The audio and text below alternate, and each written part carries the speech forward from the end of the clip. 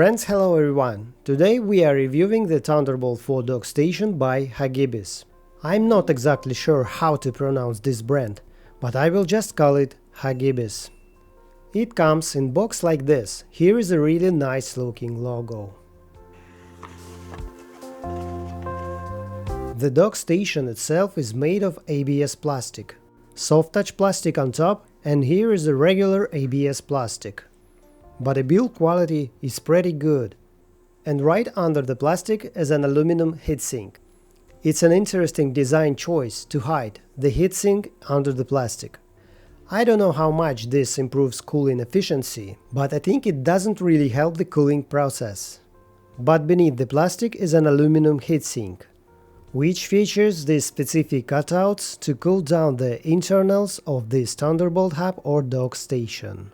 The box includes a Thunderbolt 4 cable. It is 80 centimeters long. And also a power supply, naturally for a hub like this, 140 watts. The power cable length is 1.5 meters. Let's quickly go over the ports. On the front panel on the left side is a Thunderbolt port 4. Two USB ports at 10 gigabits, an SD4 card reader, and a microSD card reader also version 4, and headphone jack, and the power button. On the back side we have a Type-C connector for power delivery. I would like to point out the fact that power is supplied via Type-C. Basically, I couldn't find a similar device with power delivery via Type-C. Mostly these are separate chargers with a standard barrel jack plug, which is not always convenient. Since, with power implementation via Type-C, we have a power supply that we can also use with our computer, MacBook or any other device. So it's a more versatile solution.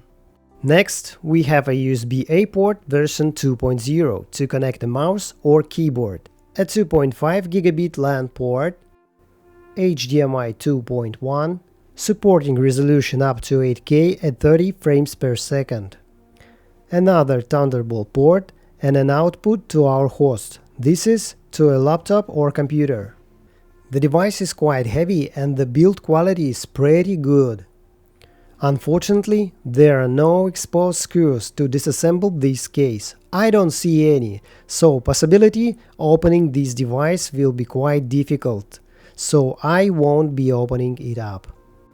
Well, let's see how this dock station performs in action. I have this Thunderbolt 4 enclosure, which has a Samsung Evo Plus SSD installed with a 2TB capacity. And first let's measure the speed it delivers when connected directly to the Mac. And as we can see, the write speed is slightly above 3000, and the read speed is also slightly above 3000. We connect our hub to our host. Our host is a MacBook with an M2 processor, with full support of Thunderbolt 4, and we connect our drive to the hub and turn on the hub itself.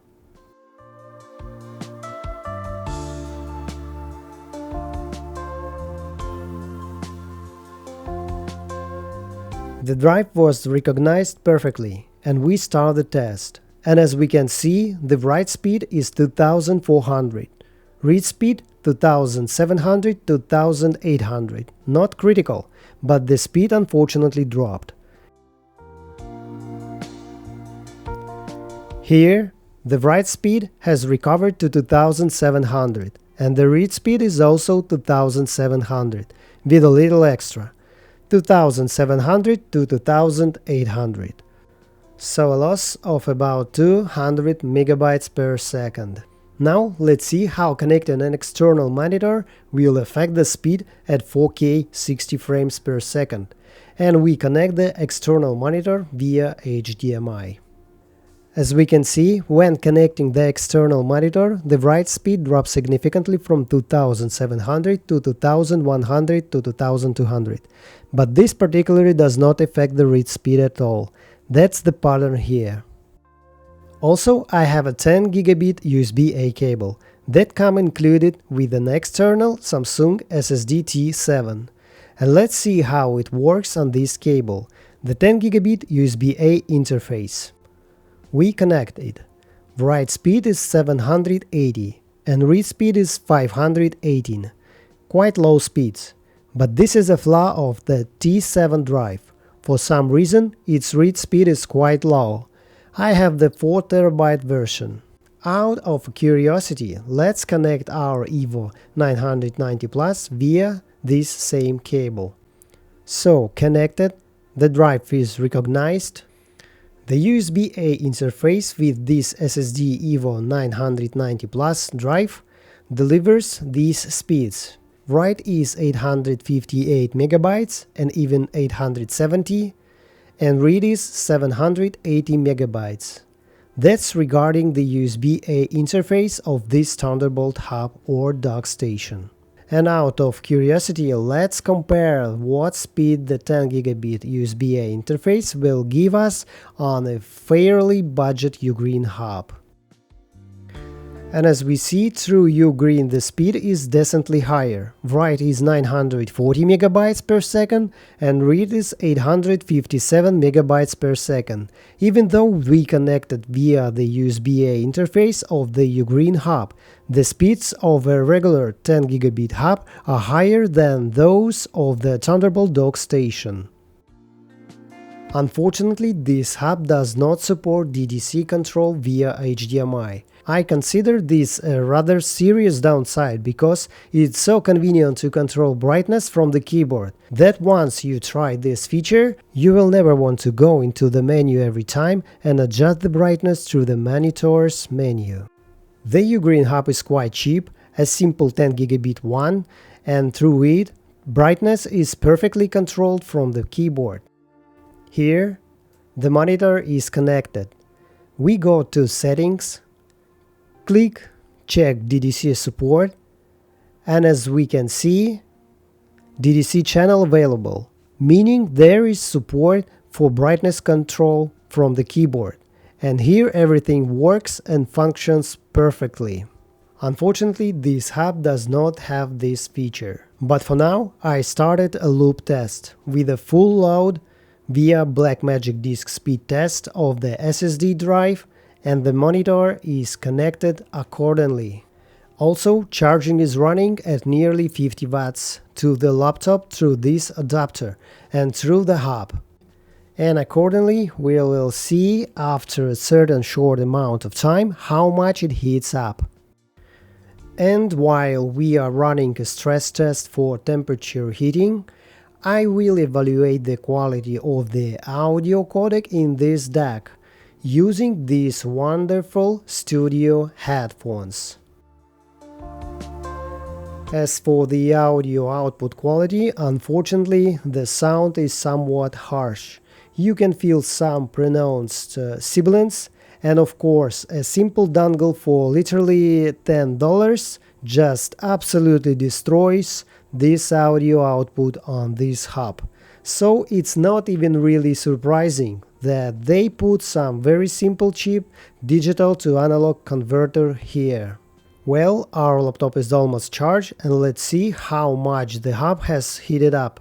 The surface has become 27 degrees. The hub itself has warmed up to 42 degrees. And by feel, it's basically slightly warm. The heating is minimal. The SSD drive's case itself has warmed up to the same 41 degrees basically. As for the power supply has warmed up to 49 maximum. To the touch, it's also just warm, not critical. Regarding cooling, this hub has passive cooling, an aluminum heatsink, no fans, and this is a great result in terms of heat. Let's summarize. As pros, I would list the following.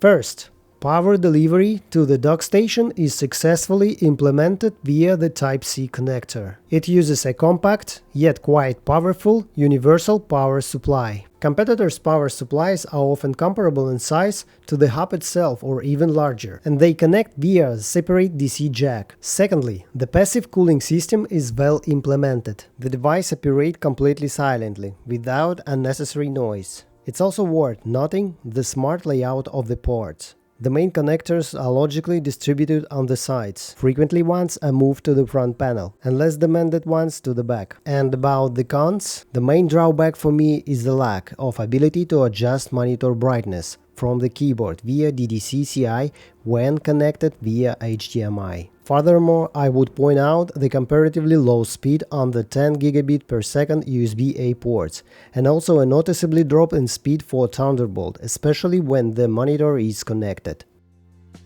Thank you all for watching. If you found this video useful, leave a like, subscribe to the channel. Bye everyone.